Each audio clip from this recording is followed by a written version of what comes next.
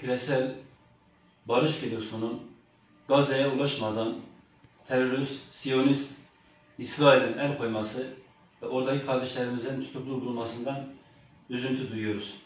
Aşiret liderleri ve kanaat önderleri olarak, bütün bir toplum olarak İslam devletinin bir an önce gerçekten artık faaliyete geçmesi gerekiyor. İslam ülkeleri hakikaten artık bu seyretmeyi bırakıp, bu uzaktan izlemeyi bırakıp, ordularıyla beraber hareket etmeyi gerçekten çok önemli buluyoruz. Tarih boyunca da ülkemiz ve Türkiye'miz alem İslam'a tarih boyunca bayraktarlık yapmış. İnşallah İslam milletleri ve devletlerin bir araya gelmesiyle de en güzel bir şekilde yine İslam alemine bayraktarlık yapacak kuvvetli, elhamdülillah, donanımlı bir hükümetimizle karşımızda görüyoruz. Şunu ifade etmek isterim ki bir nizamda iki dağ karşı karşıya gelse küçük bir taş ikisinin muvazenesini bozabilir. İslam devletinin maalesef bu iftiratından, bu ayrılmasından maalesef İslam alemi bir zayıfiyete düştüğünü net bir şekilde görüyoruz.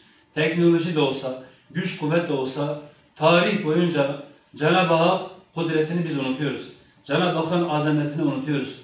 Ne zaman tarih boyunca İslam alemleri bir araya geldiği zaman karşı taraf teknolojik ve askeri güç olarak her zaman fazlaydı. Fakat galibiyet inananlarındır, muvaffakiyet Allah'ındır. Onun için buradan bütün İslam ülkelerine, bütün İslam milletlerine çok iş düşüyor. Bu birlik, beraberliği bir an önce temin edelim. Bir de bu İsrail'i protesto açısından artık İslam devletleri İsrail mallarını almasınlar. Gerçekten İsrail mallarını bırakmamız şarttır. Bu çok önemlidir. Herkesi gerçekten bu konuda duyarlı olmaya davet ediyorum. Allah Kur'an'da bize şöyle emrediyor. Sakın Yahudi ve Hristiyanları dost edinmeyin. Onlar ancak birbirlerinin dostudurlar. Gerçekten baktığımızda 2 yıldır süren bu zulmü hep sessiz kalmışlardır. Birkaç İslam ülkesinden başka bunu dillendiren, seslendiren hiçbir kimse yoktur. Ama halbuki bunların yaptığı bu zulüm kendilerinin yanında kar kalmayacaktır. Bir gün safımızı belirleme zamanıdır. Nasıl ki Hz. İbrahim'i ateşe atan Nemrut'un yanında ya Nemrut'u destekleyen ve hatta İbrahim'in ateşini söndürenlerden biri olmalıyız.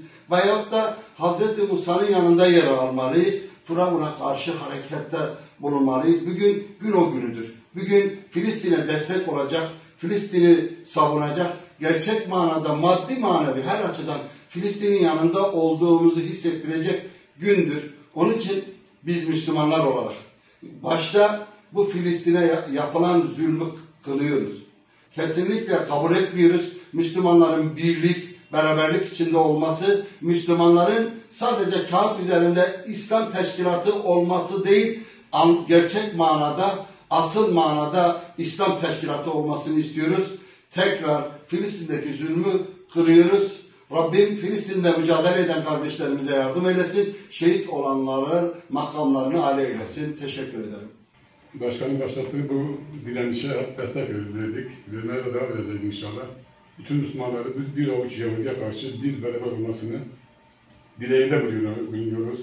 Yani bir avuç Yahudi, tarih boyu hep peygamberlere hıyanet yapan, tarih boyu bütün Müslümanları, yani şu an Müslümanları tahkim altına alan, bütün Müslümanların da izzetine, onuruna dokunan bir avuç Yahudi, Müslümanlar bu Yahudinin zulmüne sessiz kalmamaları ve zulme karşı hep bir beraber olmalıyız ki Allah'ın nuru yeryüzünde hakim olsun.